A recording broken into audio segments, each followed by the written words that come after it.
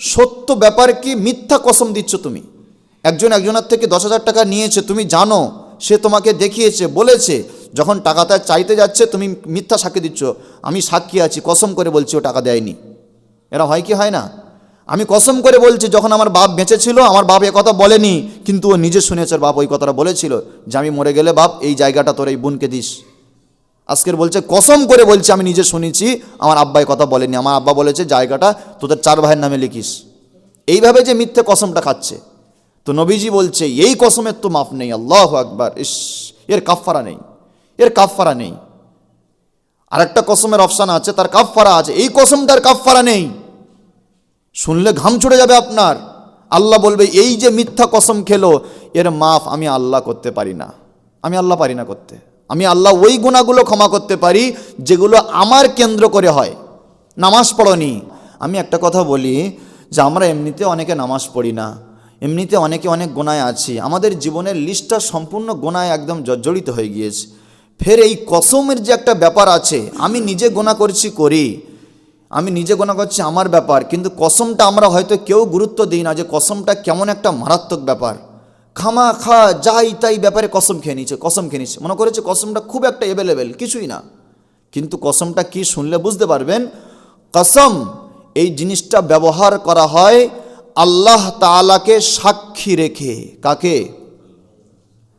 সাধারণ কিছু ছেলে আছে এমন, কিছু ভাই আমার আছে এমন, যারা মিথ্যাভাবে কসম খাচ্ছে, জানে কসম খেলে তো মানুষ বিশ্বাস করবে, কিন্তু আল্লাহকে মিথ্যাভাবে সাপোর্ট দিয়ে সাক্ষী রেখে সে নিজেকে বাঁচিয়ে নিচ্ছে।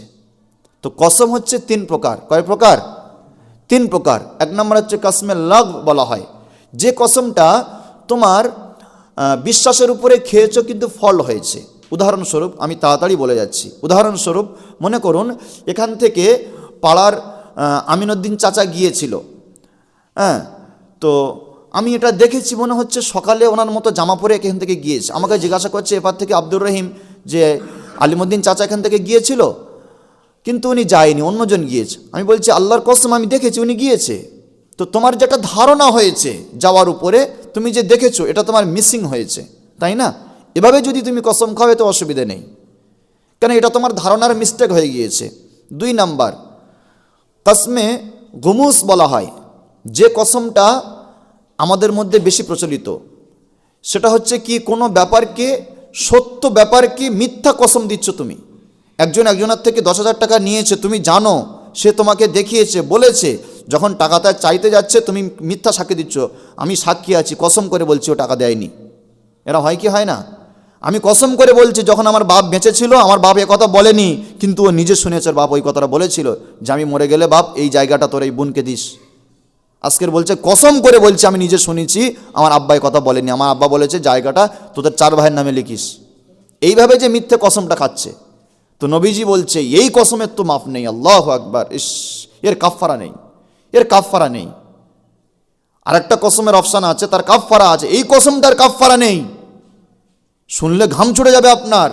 আল্লাহ বলবে এই যে মিথ্যা কসম খেলো এর মাফ আমি আল্লাহ করতে পারি না, আমি আল্লাহ পারি না করতে।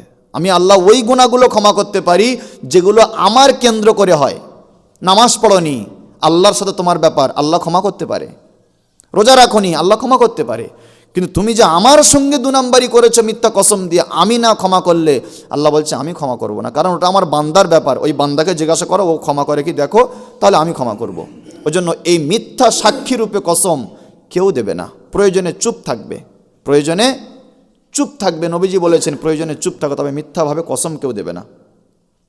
3 নাম্বার একটা হচ্ছে কসমে মুনআকিদা, যেটা অঙ্গীকারবদ্ধের কসম। এটাই ভালো করে শুনে নাও যুবক ভাইরা। অঙ্গীকারবদ্ধের কসম বলতে কি, মনে করুন তুমি একটা কাজ করবে, কন্ট্রাক্টরকে কাজ দিয়েছে কোনো একটা পার্টি, বলছে আল্লাহর কসম আমি কালকের গিয়ে কাজ করে দেবো, কসম খোদার করে বলছি আমি কালকের গিয়ে কাজ করে দেবো।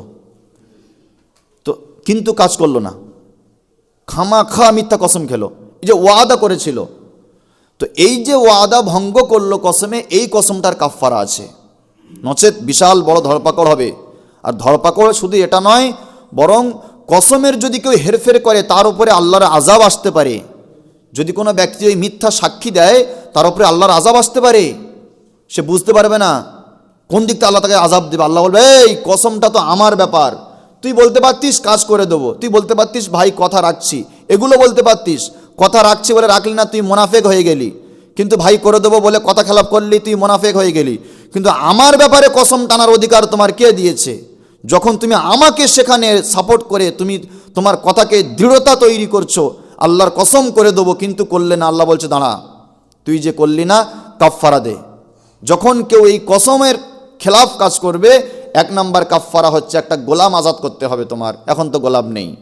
2 নাম্বার যদি ওটাও না হয়, 2 নাম্বার সিস্টেম হচ্ছে 10 জন ফকিরকে তুমি একদিন দুপুরে আর রাত্রে পেট ভরে খানা খাওয়াও, তোমার ঘরে যেটা তৈরি হয়, হাইফাই নয়, লো লেভেল নয়। যদি এটাও তুমি না পারো, 10 জন ফকিরকে তার জোড়া জোড়া পোশাক দিয়ে দাও। যদি এটাও তুমি না পারো, 10 জন ফকিরকে 10টা সদকা দিয়ে দাও, সদকাতুল ফিতির। যদি এটাও তুমি না পারো, তুমি 3 দিন ধারাবাহিক রোজা রাখো, মাঝখানে কাজা করে নয়, 3টে রোজা রাখতে হবে পর পর পর পর। যদি এটুকু তুমি না পারো, অপেক্ষা করো, তোমার উপরে আমার গজব আসবে। কোরআনে আছে সূরা আল মাইদার আয়াত নাম্বার 89। সেজন্য যুবক ভাইরা, যা তুমি করো কসম খেও না। আমরা এমনিতেই গুনাহগার, আবার কসম খেলে কসম রাখতে পারি না, পারি কি বলো? সেজন্য কসম খাওয়ার দরকার নেই। আর মিথ্যা সাক্ষী আর কেউ দেবে না। কসম একদম, কসমটা খুব সাবধান, আমরা খুব অবহেলায় চলি বিষয়টা নিয়ে। কসমটা খুব সাবধান। নবীজি বলছেন, মান কানা হালিফান ফালিয়ুহলিফিল্লাহ, যদি কেউ কসম খেতে চায় সেজন্য আল্লাহর নামে কসম খায়, আর আও লিয়াসমুত, না হয় সে চুপ থাকে। অনেকে আমরা কোরআনের কসম খেয়ে বলছে, বাচ্চার কসম খেয়ে বলছে, তোর মায়ের কসম বলছি, আরে আমার মেশিনে হাত দিয়ে আমি কসম খেয়ে বলছি, কারবারের মেশিন, টাকায় হাত দিয়ে কসম খেয়ে বলছি। তো কোরআনে হাত দিয়ে যদি কেউ কসম খায়, তার সাজা কিন্তু এরকম আছে। কিন্তু বাদবাকি অন্য কসম করলে কসম কাজ হয় না, ফালতু হয়ে যায়। যদি তোমার কেউ মায়ের কসম করে কসম দেয়, ভাবে মিথ্যা, মায়ের কসমে কাজ হয় না। কসম হয় দুটো দিক থেকে, একটা হচ্ছে আল্লাহর নামে কসম, আর দ্বিতীয় হচ্ছে কোরআনের নামে কসম। কিন্তু কোরআনটা কসম খাওয়ার জন্য নয়, মানা করা আছে, উলামায়ে কেরাম মানা করেছেন। কোরআনের নামে কসম খেলে তোমার উপরে আল্লাহর আযাব আসতে পারে। আল্লাহ কোরআনটা তোমার কসম খাওয়ার জন্য পাঠায়নি। তুমি একটা বিপদে পড়েছো, বিচারে হেরে যাচ্ছ, ওয়াদা করবে, এই কোরআনে হাত দিয়ে বল। আরে কোরআনটা কি আল্লাহ তাআলা তোমার এই কসম খাওয়ার জন্য পাঠিয়েছে? তুমি বিচারে কি হেরে যাবে না হেরে যাবে, কি করবে না করবে, সেই জন্য আল্লাহ কোরআনটা পাঠিয়েছে, ওতে হাত দেওয়ার জন্য? ব্যাপারটা বুঝতে পেরেছো ভাই? কোরআনে এটা করবে না। কসম খেতে হয় তো সত্যতার সাথে আল্লাহর নামে কসম খাবে, নচেত চুপ থাকবে।